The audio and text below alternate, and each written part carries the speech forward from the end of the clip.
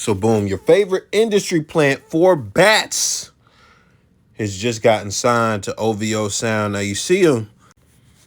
You see the boy nodding with Drake, with his crew, with his clique at the arena before Drake's show to the song, where Drake jumped on the remix. The remix dropped yesterday to one of the only three songs he has. He doesn't have a catalog. He only has three songs, but he has millions.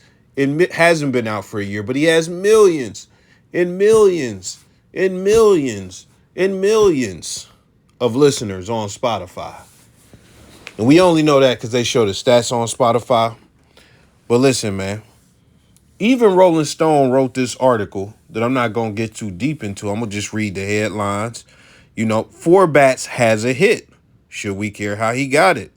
The buzzy singer's extra small catalog earned him a Drake feature and more than 100 million streams. Not everybody is happy about it. Well, today that's what we're going to talk about. Very briefly, not going to drag it. As far as him being a plant, 1,000% is, if you ask me. Because we're just going to go over a few things. We already know the four songs. We don't got to harp on that. Who was the last? One of the things, I'm just going to say it like this. Who is the last artist Drake signed? The last artist I remember Drake signing to where it was a big deal and they put out all the and all that shit. And it wasn't somebody out of his clique like, Baca Not Nice or Prime or Preem, whatever his name is. It was I Love McConan. I Love McConan got signed somewhere in the ballpark of 2014, 15. Somewhere in that ballpark. He got signed somewhere in that ballpark. So you might as well say it's been 10 years since Drake has signed somebody and it's been a big deal and it wasn't somebody that was just in Toronto that was already in the clique. This is the first time he's actually signed an artist. And one of the big criticisms I have about Drake, is that unlike Jay-Z or not even Jay-Z, but just a bunch of top rappers, he's one of the only ones to not pass the torch. And I'll probably do a video on this in the deep future, not anytime soon. But when you look at it, you look at a Jay-Z, top rapper. Who came after him? Who did he pass the ball to? As far as, rappers, he passed the ball to Kanye. You could say Rihanna as well, because he says the House of Hove, Book of Hove, all that stuff, So boom, you have that. He passes it to Kanye. When you look at Kanye, who did Kanye pass it to? You could say he blessed Drake and all that stuff, but as far as one of his artists, he at least had a Big Sean.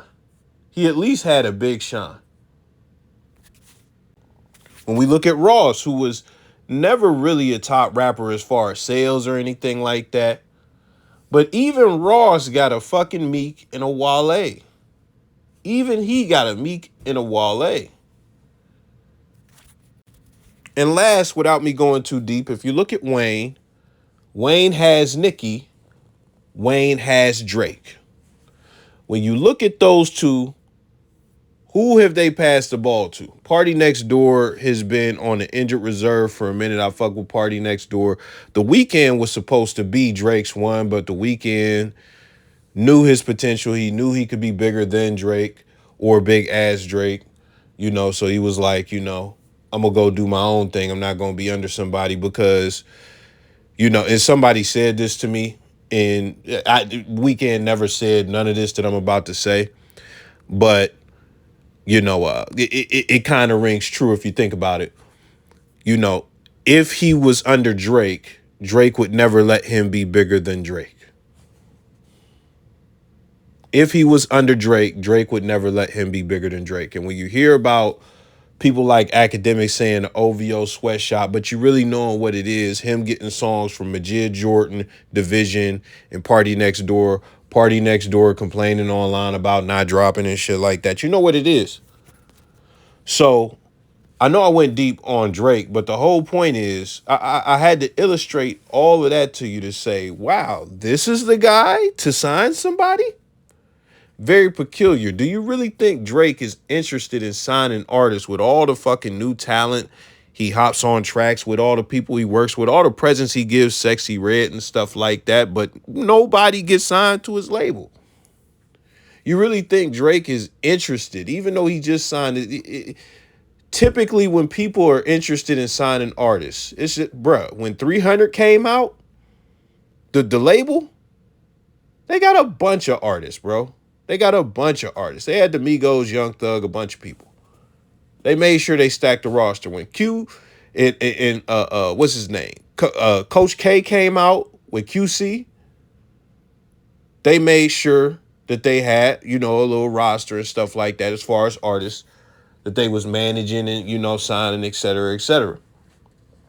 So with that being said, it's hard for me to believe that this is just 100% genuine and Drake was just, it's straight playing shit. Like, it had to be some connection. It has to be a stellar deal, like a 360 maxed out or something. I don't know. This is all speculation. So I'm just talking. Now, outside of that, I won't go too deep because really, it really boils down to the lack of catalog. You can't see any discography. You can't find anything that he's done before this. He hasn't been doing this for years. If he has, they erase every trace of it from the internet. And you combine that with the virality of it, he's not somebody that, like, you got to peep it. You got to really peep it. If you really study the game, which I've studied the game for a long time, look at somebody like Glorilla who just came in. You see what she had going on before she got the deal. You see that she was actually working with a local producer in Memphis who had a bunch of chicks and rappers under him, and he was really pumping out, the shit.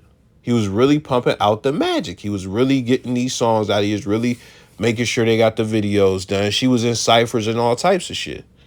So when FNF comes out and it starts going crazy and stuff, like, it's look, it could be something behind the virality of it, but she's not a plant because they have been working and grinding to get to this point where a hit finally caught on past Memphis, past the South, through the whole America.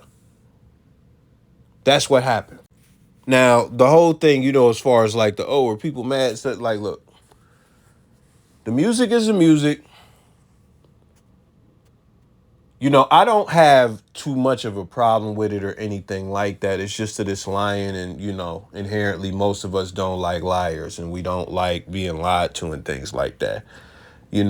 Rappers, I've come to, in my older age, I've come to terms with the fact that rap is really entertainment and these dudes be rapping about treacherous stuff.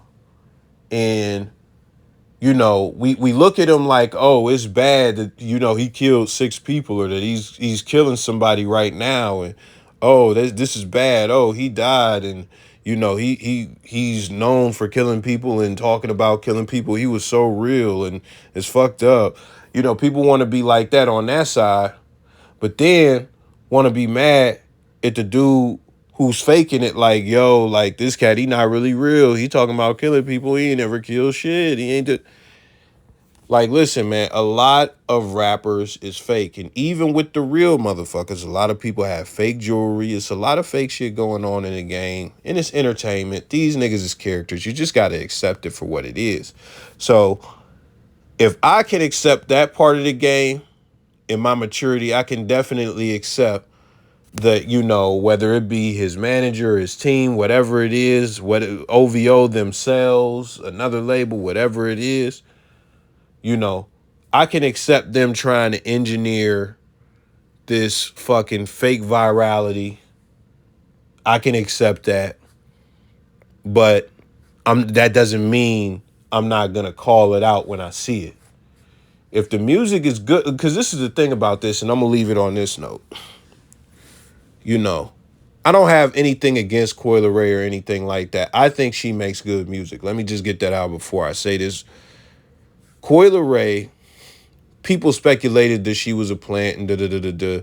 I mean, they use bots throughout the whole industry, so even in her whole shit, it really don't matter.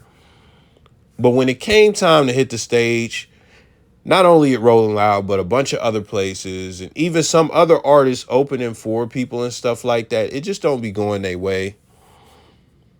The crowd don't be into it, and it'd be like, bro, you go to their Spotify, it'd be like 10 million listeners, 80 million listeners, and the crowd do not be fucking with them anywhere they go. I only brought up Coil Ray because she had, a video like that, and that was a narrative going on at a certain time some years ago. So with that being said, people got to face reality at some point. And if the music is good and people really like the music, then you'll have a Ice Spice who also was an industry plant, but people fuck with her music and it's caught on, and she's everything is groovy. So that's what it is. So that's all I got for this. Let me know your thoughts. I'm out.